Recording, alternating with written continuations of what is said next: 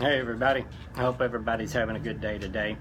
I told you yesterday that I would do a part 2 on the video, and it was going to be about Jesus walking on water and how it pertains to Ascension, and also how it goes along with the trials and tribulations that we have all been through here during our time here in this realm.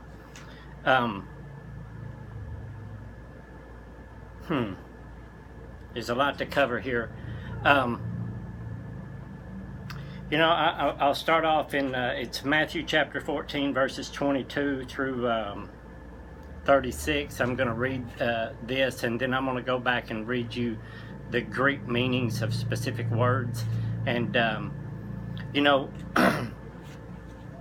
most of us all our lives, before we come to know God, we had an emptiness inside us, and a lot of us tried to fill that emptiness with drugs, alcohol, sex, whatever, many different things people have tried to fill the emptiness with. And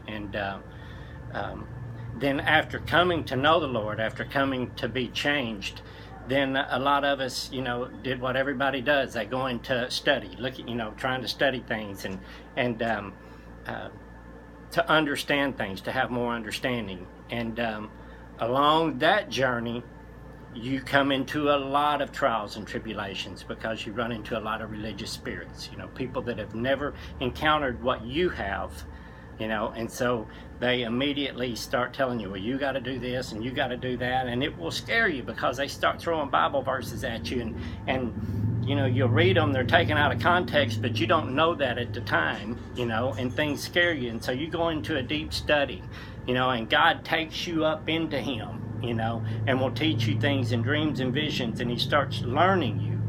And during this process of you learning, that's whenever you start realizing that what they have is not what you have, and that they are actually powerless against you as far as spiritually speaking, So that's what I want to show you guys. What all of this is it's all a purpose in here.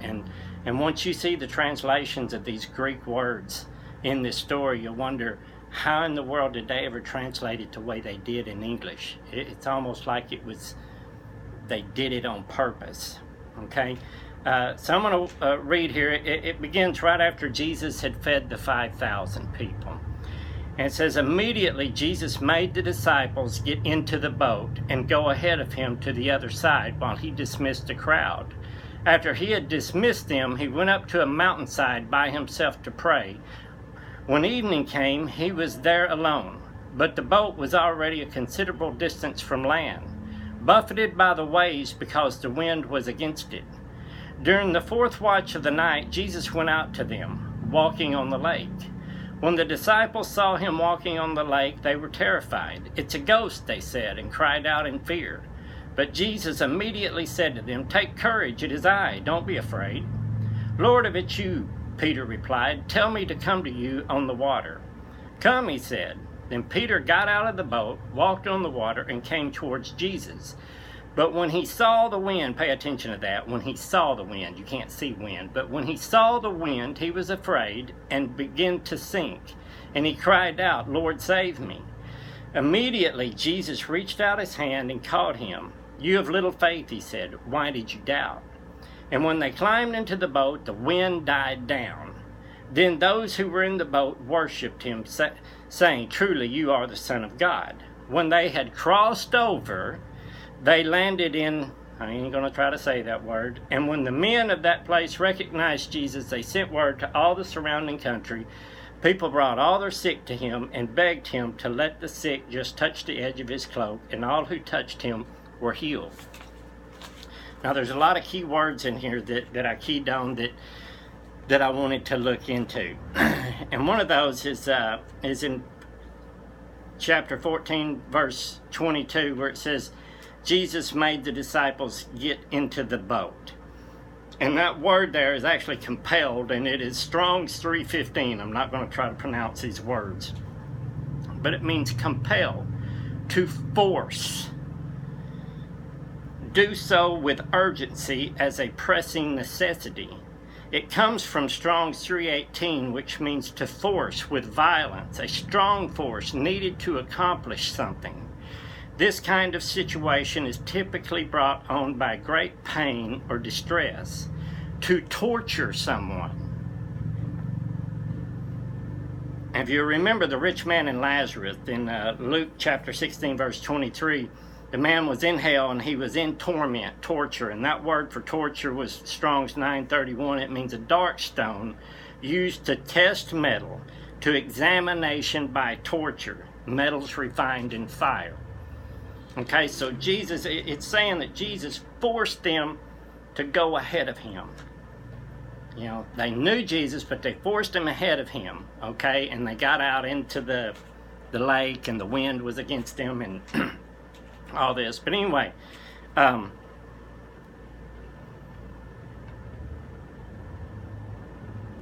the word enter, where it says they entered into the boat, it says that is Strong's 1684, and it means to walk on, to step into, to go on board a ship. You know, remember Noah's Ark, okay? And that also ties in with something too, because Noah's Ark, there was 8 people. Remember in Fractals of God, 72 Tetragrammaton that I did, you know, David was the 8th son. He was 8, he needed to be a 9, he had the 1 stone. Well, you know, Noah's Ark, there was 8 people inside, but God was in there with them, so there was 9. You know, it's one of those things. But it says they go before. It said they go on ahead of him, which in here it's they go before. And that word is Strong's 4254. And it means to lead forth, to go before, in the judicial sense. Okay? Into court. This everything is like a Hebrew thing. The law. You know, this is a judgment. Their judgment. Your judgment. Okay? You're going through a great tribulation.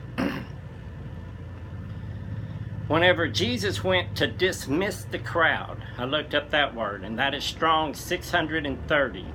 And it means set free, release, send away, to divorce, to depart. And the word crowd said he dismissed the crowd. That word crowd there's different words for crowd in the Greek language. One of those means a large group of people, or clouds. But the crowds meant a multitude, means the common people, the mob, the rabble. Remember what we spoke about yesterday, about some who are created here and those who are not from here. And Jesus dismissed the common people. He cared for them, he fed them, and he spoke with them. But they weren't chosen. Those that he chose, he handpicked, were put in the boat. He forced them in the boat. He forced them to go into something that, you know, he knew it was going to hurt them, but it was for their own good. Okay? In Matthew chapter 14, verse 26, where it reads, when the disciples saw him walking on the water, they were terrified. It's a ghost, they said, and they cried out in fear. That word walking is Strong's number 4043. It means to walk in a Hebraistically sense. Remember, a judicial sense, a way of the law. Remember, the true law is the law of love. If you love your neighbor as yourself and love God with all your heart, mind, and soul, then that bookends the law. Because when you do that, everything is whenever you're walking in love, you're walking in God's love. It means you're walking in his strength and power, okay? And so everything is accomplished by him through you. It means to conduct my life, to complete a circuit, going full circle. If you remember, after Jesus dismissed the crowd, he climbed a mountain and he prayed. Remember, Moses climbed a mountain and he came down with the law. You remember, he couldn't cross over. He couldn't cross the Jordan. The law wasn't enough. The scriptures weren't enough. They didn't have Christ within. Okay? Jesus had come full circle. He had climbed a mountain.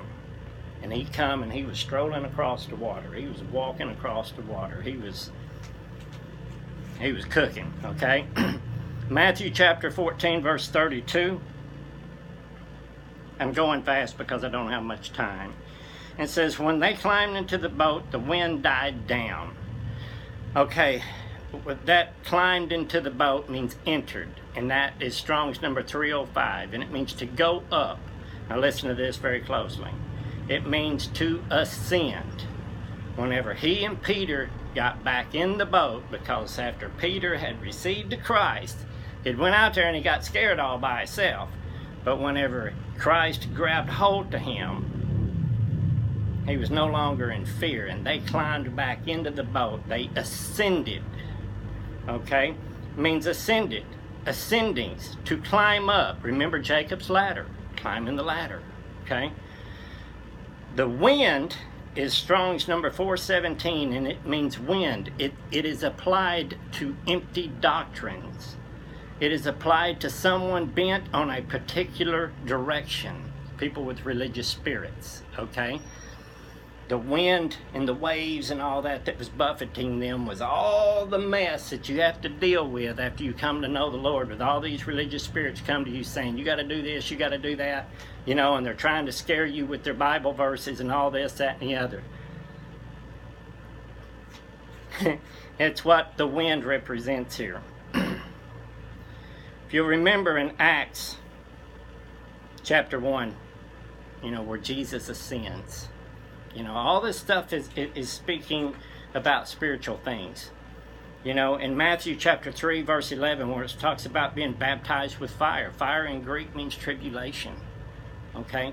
For all of you who have been called, you know, you've been changed. And everybody is we're all called in different ways. You know, don't compare your calling with mine.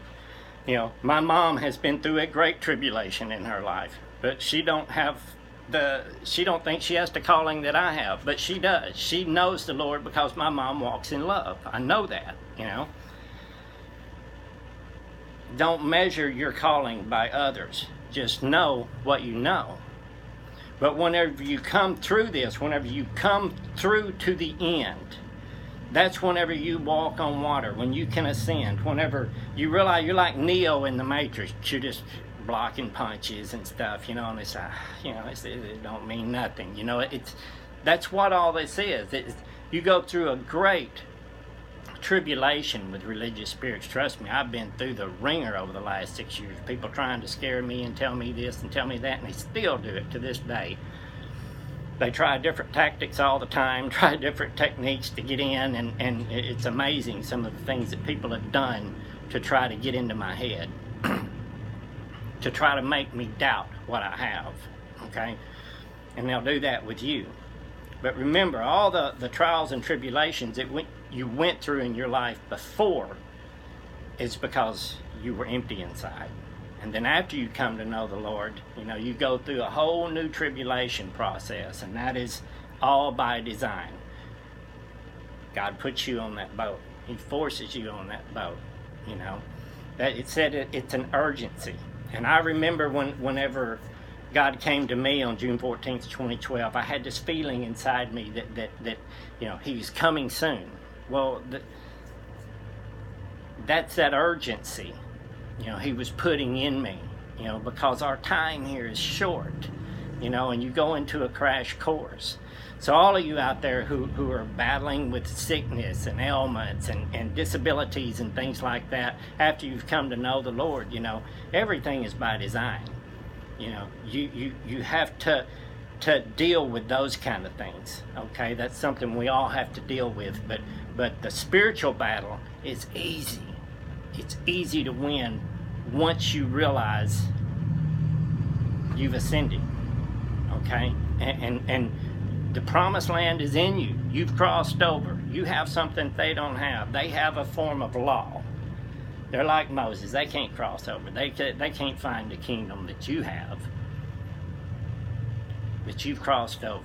So remember that. Anyway, I hope you guys enjoyed that. This stuff just amazes me. I love you all. God bless.